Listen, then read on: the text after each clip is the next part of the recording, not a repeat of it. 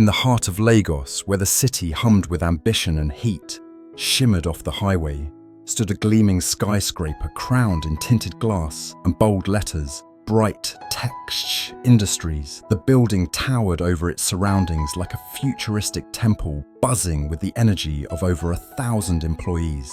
To the world, Bright Tech was the pride of West Africa, a multi-billion naira empire, producing clean energy solutions and smart home technology. But behind the brilliant signage and robotic receptionists behind the neatly tailored uniforms and buzzing boardrooms was a secret so closely guarded that only one man knew the truth. His name was David White, and he owned it all. At just 33, David was a tech genius and one of Nigeria's youngest billionaires. But unlike others of his status who flooded social media with yachts and gold chains, David had no public photographs, no interviews, no social footprint. People speculated about his appearance, his life, even his voice, but no one knew for sure. He had carefully erased himself from public view. Why? Because every time he stepped into love, he fell on a sword. Women didn't love David. They loved his money, his cars, his access. His last relationship had shattered him. He walked in on her, laughing with friends about how easily she'd fooled him, how she would leave once she got her Range Rover. That night, something broke inside him. He turned to his closest confidant, Henry, his personal assistant since university, and said with a calm finality, "I want to find someone who sees me, not my bank balance. I will go where no billionaire has gone before. I'll become a poor man. I'll be a cleaner in my own company." Henry stared at him, stunned. "Boss, are you serious? You'll be mopping floors, scrubbing toilets, no more designer suits." But David just smiled, the kind of smile that meant the decision had already been made. If she can love me at my lowest, then she'll deserve me at my highest. The next morning, David stood in front of his mirror. His sharp suit and Rolex lay untouched. Instead, he pulled on an oversized polo shirt with a bleach stain, a pair of cheap khaki trousers, rubber slippers, and an old baseball cap. He used light makeup to dull his glowing skin and make himself appear older, rougher. He changed his voice to a hoarse Lagos accented growl. His ID read, "John, janitorial staff."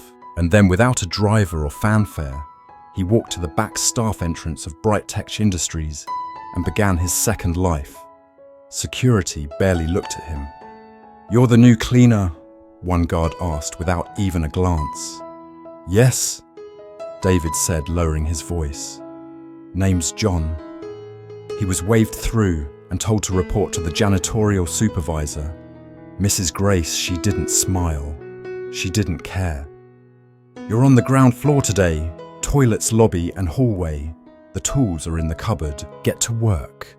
No welcome, no interest, just a mop and a bucket. For the first time in over a decade, David White was invisible. He mopped, he scrubbed, he wiped urinals and bent over sinks with the yellow gloves that left his hands sweating. His back ached by noon. He smelled of bleach. People passed him like a ghost. Some stepped over his bucket without apology. Others barked at him when he cleaned too slowly near their desks. But David didn't flinch. He watched silently, cataloguing how different people treated someone with nothing to offer them. It was on his fourth day that he saw her. She sat alone in the cafeteria, eating plain rice out of a plastic container. Her shoes were cracked at the sides, and the strap on her handbag was stitched with black thread. But when one of the older janitors walked past, she offered him water and smiled like he was royalty.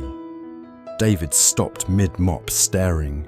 He had never seen kindness look so effortless. The way her eyes lit up, the way she said, "Good afternoon," to a man others didn't see. He stood still for a moment, heart struck by something soft and rare. Later, she noticed him cleaning near her table. She looked up and smiled. "Good afternoon, sir," she said. He blinked. "You're talking to me?" She nodded. "Yes, I see you here every day." You work hard. It was the first compliment he had heard in a week. May God bless your hands, she said softly. Amen, he replied, voice thick, and may he bless yours too. That night David couldn't sleep. He replayed her words, her smile.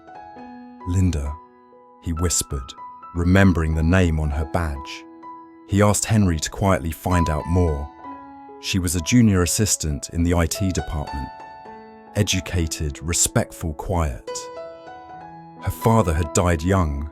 Her mother sold food in Ikorodu. Linda supported her younger siblings and had never taken a single day off work.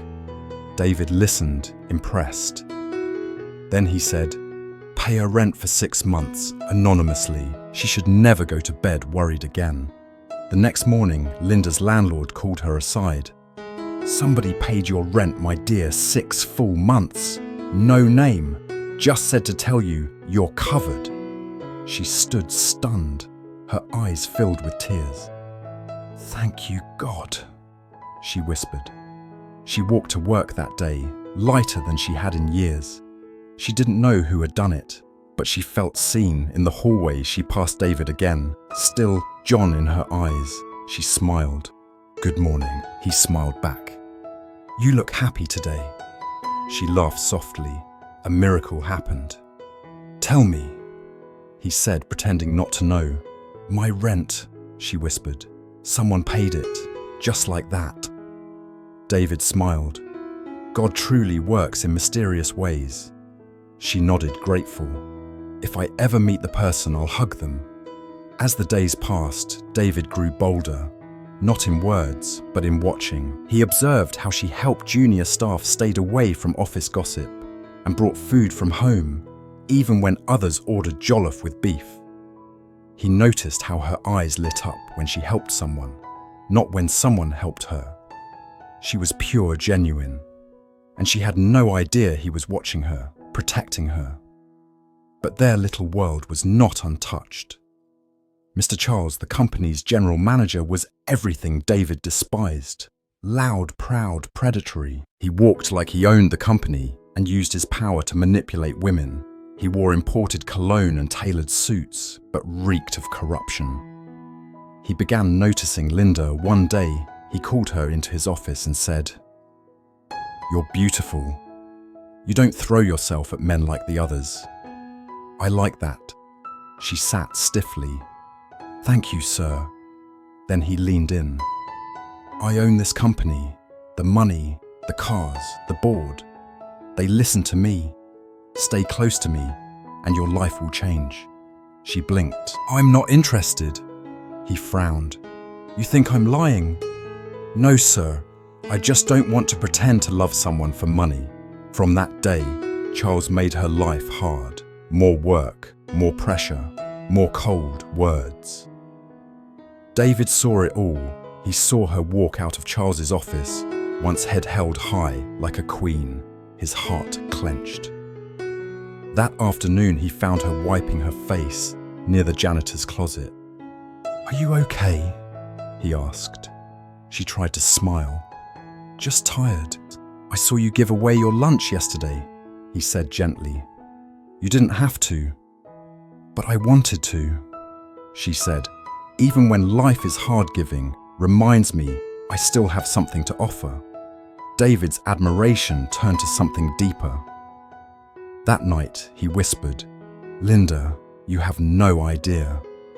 But Charles didn't stop. One day, he placed a phone on her desk, a bribe. "Be mine, baby." She refused again. He exploded. "You poor thing, you'll regret this. I'll get you fired." And tears filled her eyes as she ran to the back hallway. David saw her and dropped his mop. What happened? She told him everything. He clenched his fists. "Let me talk to him. Please," she begged. "He'll fire you." But David walked straight into Charles's office and said, "Stay away from Linda." Charles laughed. "Who do you think you are?" David's voice was calm. "You'll find out soon enough." Back in the hallway, Linda waited. "Did he hurt you?" No, David said softly, but I gave him a warning. Later that night, Linda returned to her apartment. On her doorstep was a bouquet of flowers and a wrapped phone with a letter from me to you, your secret admirer. She picked it up with trembling hands, whispering, "Who are you?" The answer was closer than she knew. The man she called John, with his tired eyes and quiet strength, was no ordinary cleaner. He was David White, and he was falling in love. From the outside, everything had changed. Linda no longer walked 30 minutes to work under the hot Lagos sun. She now stepped out of her apartment complex to find her own official car waiting. Her old rice containers had been replaced by fresh lunches catered from the company canteen. Her desk was bigger, her name now on a brass plaque, and people who once ignored her now greeted her with cautious smiles. But inside, Linda was drowning. Ever since David, still known to her as John, the janitor, confessed his love, her heart had been spinning. It wasn't just the words, "I love you." It was the weight they carried. Why now? Why after the promotion? Why after the gifts and the rent and the new life? She wanted to believe him desperately. But doubt, once planted, has deep roots, and the one who planted that seed was a woman named Sheila, with her sleek wigs and knowing smirk, worked in HR. She was one of those people who always seemed to know everything except how to keep their hearts clean. Over a lunch of agouti and gossip, she had leaned in toward Linda and whispered, "You're smart, right? Don't let a cleaner sweet-talk you after you get upgraded. They wait, they watch, they pounce when they think it's their turn to enjoy the fruit." Linda had laughed nervously, brushing it off, but Sheila continued, "Why didn't he say anything all those months you were struggling? Why now, when you have a car and a better title?" The words burrowed in her brain like termites, and the more she tried to ignore them, the louder they got. That evening, she sat in her plush apartment, courtesy of the company, staring at her phone, fighting the urge to call David and scream, "Is this a game to you?" The days that followed were harder than she expected. She stopped going to the janitor hallway. She began greeting David with only polite nods, her voice thinner than before, her smile mechanical. David felt it instantly. The light in her eyes dimmed. Her words grew fewer. Her laughter faded, but he didn't chase. He didn't ask. He respected her silence, knowing that love sometimes has to weather its own storm. But the storm had a source, and its name was Sheila. One afternoon, while David was wiping the glass doors at reception, Sheila strutted over in a tight blouse and heels that clicked like declarations. "Hi, David," she said, voice dipped in syrup. He turned surprised. "Hello," she smiled, leaning on the wall.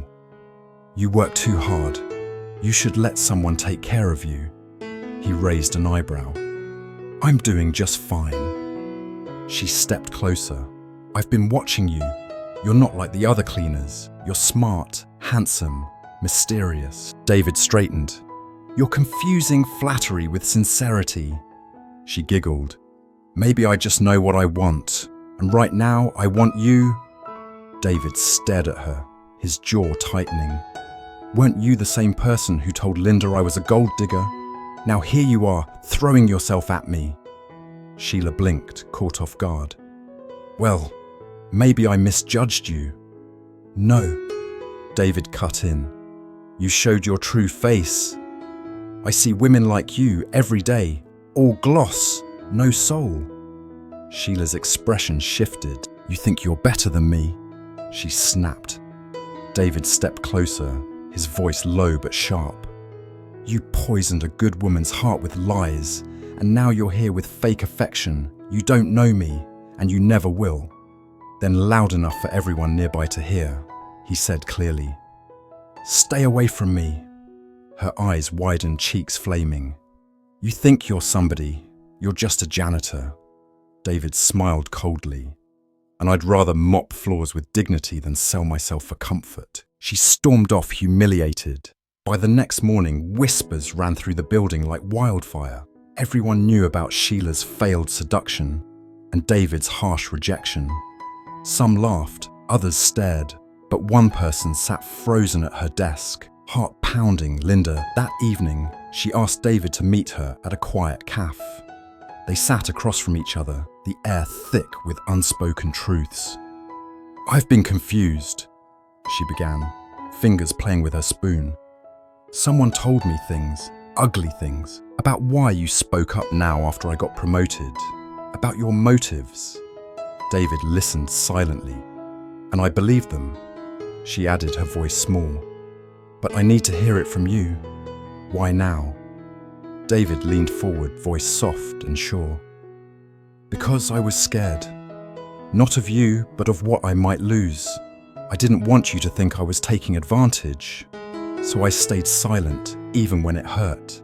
But then I saw you every day giving, smiling, staying strong, and I couldn't hold it in anymore. It wasn't your promotion that made me fall for you, Linda. It was your soul." Her eyes filled with tears. "I needed to hear that," she whispered. "Thank you." From that day, the ice in her heart began to melt. She didn't declare love. She didn't rush back into his arms. But she returned to the hallway during breaks. She smiled again, softer this time, and lingered longer near him. David, in turn, gave her space, allowing the trust between them to rebuild, not with grand gestures, but through daily kindness and steady presence. But in the shadows, Mr. Charles was watching. Humiliated by Linda's rejections, furious at David's defiance, he seethed. He could no longer control her. And worse, she seemed happy without him. One Thursday, a young woman walked into his office. Fresh out of school, hopeful, desperate for a job. She had scored an interview. As she sat nervously, Charles leaned back in his chair, eyes scanning her file, then her body. "You're very beautiful," he said. She blinked. "Thank you, sir." "If you want this job," he added with a slow smirk, "come and spend the night with me." Her face dropped. "No, sir." "Then get out," he spat. "You're not ready for anything in life." Tears in her eyes, she stumbled outside and collapsed on a bench near the parking lot. David passed by, mop in hand, and paused. "Are you okay?" he asked. She tried to wipe her face. "Yes, you don't look fine," he said gently. "What happened?" She told him everything. David clenched his jaw. "Come back on Tuesday," he said. "Bring your certificates. I'll make sure someone checks them properly." She stared at him. "You?" she asked, confused. "But you're just a cleaner." David only smiled. "Sometimes the person you ignore is the one who can help you most." She nodded slowly, but walked away, doubtful. "Who does he think he is?" she muttered, trying to play hero in slippers. But the seed had been planted. Meanwhile, Linda's emotions began to stir like winds before a storm. Every time David smiled, her heart fluttered. Every time he spoke, it calmed her storms. She couldn't deny it anymore. She was falling one Friday, while the office slowly emptied for the weekend. She found him sitting alone in the courtyard, shirt damp with sweat, arms resting on his knees. "David," she said softly. He looked up, startled by her presence. "Linda, you're still here." She sat beside him, eyes fixed on the sky. "I need to say something." He turned, sensing the weight of her voice. "I love you," she said simply. "I've tried to fight it, but I can't. From the very first day I saw something in you. I just needed time to believe it wasn't a dream." David's eyes shone. "You have no idea what that means to me. When Sheila told me those things," she continued, "I almost believed her. But you never touched the gifts. You never asked for anything. And you were always there. Present, gentle, strong." David took her hand. "Linda, I've waited my whole life to be seen for who I am. Thank you for seeing me." She smiled, tears brimming. I'm ready now for us. What Linda didn't know was that their love story was only just beginning. The walls of Bright Tech were about to echo with truths no one could have imagined. But in that moment, sitting side by side on a rusted bench with the hum of Lagos in the distance, all that mattered was the hand in hers and the heart beating in sync with her own. One Friday afternoon, as the golden sun dipped low over Lagos and painted streaks of amber across the tiled courtyard behind Bright Tech Industries, Linda stood still, heart pounding like the drums of her ancestors. The day had been long, but it wasn't fatigue that pressed on her. It was the weight of silence, of holding back feelings that had been growing like vines inside her. She saw David sitting alone, still in his janitor uniform, wiping sweat from his brow after hours of mopping marble floors that reflected the elegance of a building he secretly owned. The moment their eyes met, something ancient and tender passed between them. She stepped closer, hands trembling, voice shaking with the weight of truth. I love you, she said, barely louder than a whisper. Her throat tightened. From the beginning, I think I always have. David looked up, eyes wide, breath caught in his chest. The words struck him like a sudden gust of wind in the dry season. For a heartbeat, the world stopped. Then slowly, like dawn rising over calm waters, he stood up, his face breaking into a smile of quiet disbelief and overwhelming joy. Linda, he said softly, you don't know what this means to me. I've loved you from the moment you smiled at me in that cafeteria when I was invisible to everyone else. They stood there, no lavish office or luxury car between them, just two souls bare and open. It wasn't about who wore what, who earned more, who held power. It was about truth, love, raw and pure, unveiled in the shadows of the world's expectations. The next morning, as birds sang in the jacaranda trees lining the Bright Tech compound, a curious announcement spread through the company like wildfire. All staff must report to the conference hall at 10 a.m. For an emergency meeting. Attendance is mandatory. Whispers filled corridors. Some wondered if the company was being sold. Others guessed Charles was getting another promotion. No one expected what was coming, not even Linda at 10 a.m. Sharp, the large hall was filled. Employees in suits, cleaners in uniforms, managers with coffee cups. They all gathered puzzled. At the far end near the stage stood David, still dressed as John the janitor. He clutched his cap nervously and avoided eye contact. Murmurs rolled through the crowd. What's he doing up there? Someone whispered. Is this a prank? Where's the CEO? Mr. Charles, seated in the front row, burst into a loud, mocking laugh. Will someone please remove this cleaner from the stage? He sneered. We came for a company address, not janitor comedy. Laughter followed. Even a few department heads chuckled. But just then the room darkened and the large LED screen behind David flickered to life. The Bright Tech logo appeared, followed by a simple, calm voiceover. Ladies and gentlemen, meet Mr. David White, the founder and CEO of Bright Tech Industries. A beat of silence. Then gasps, audible, undeniable, collective shock. Every eye in the room turned to the stage. David removed his cap slowly, then his glasses. Someone dropped their phone. A woman at the back whispered, "Oh my God!" Charles's face turned ghost white. David stood tall now, his shoulders straightening, no longer hiding behind his disguise. "Yes," he said into the microphone voice, steady. "It's true. I am David White.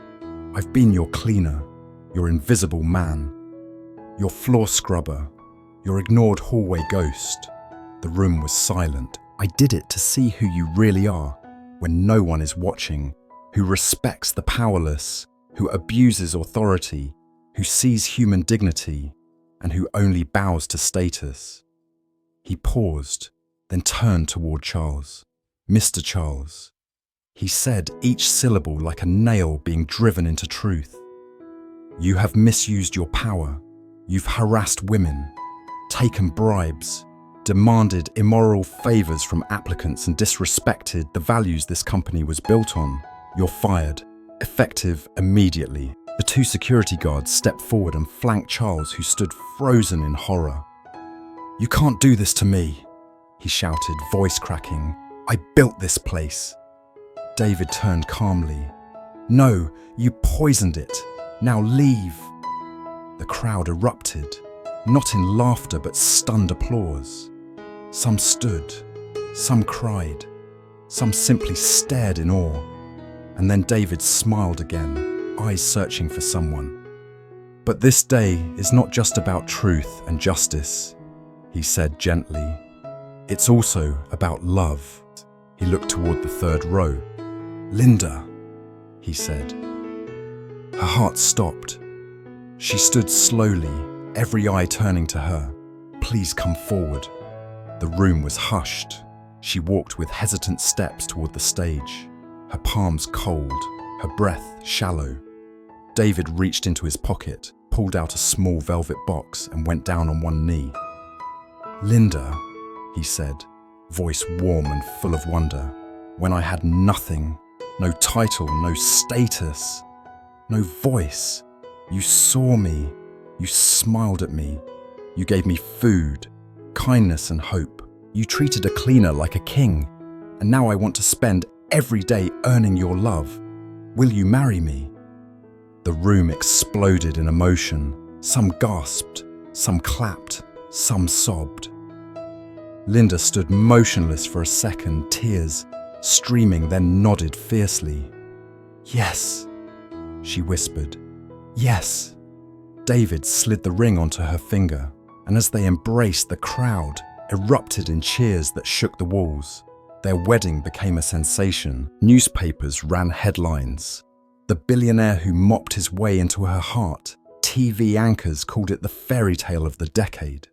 But for David and Linda, it wasn't about the spectacle. Their vows were simple, intimate, powerful.